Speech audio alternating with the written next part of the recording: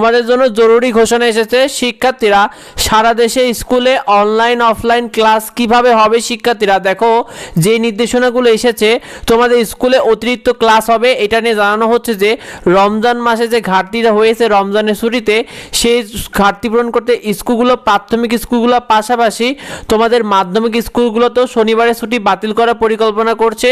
অর্থাৎ প্রাথমিক স্কুলগুলোতে যেমন শনিবারের ছুটিকে বাতিল করেছে, ঠিক মাধ্যমিক স্কুলগুলোতেও শনিবারের ছুটি বাতিল করার পরিকল্পনা করা হচ্ছে।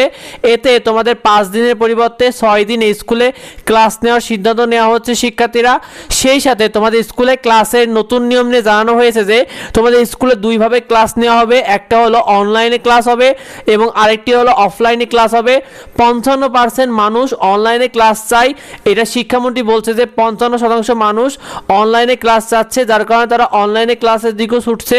শিক্ষার্থীরা এই প্রসঙ্গে আরও জানানো হয়েছে যে তোমাদের স্কুলগুলোতে 50% অনলাইনে ক্লাস হবে এবং বাকি 50% ক্লাস অফলাইনে নেওয়া হবে।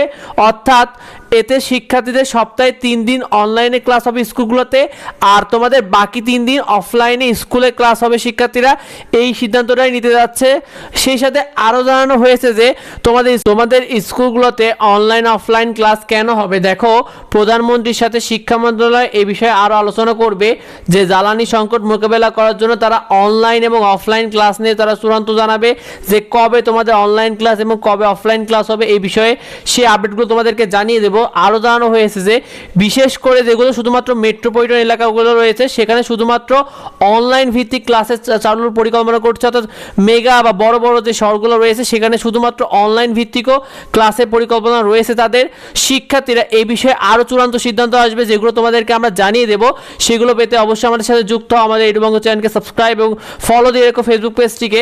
তুমি কি মনে করো এই বিষয়টিতে? তোমার মতামতটি কমেন্টে অবশ্যই আমাদেরকে জানিও। আর এই বিষয়টা বেশি বেশি করে ভিডিওটা বন্ধুদের মধ্যে শেয়ার করে দাও, যাতে এই বিষয়টা অন্যরা জানতে পারে। দেখা হয় পরবর্তী ভিডিওতে। ধন্যবাদ সবাইকে।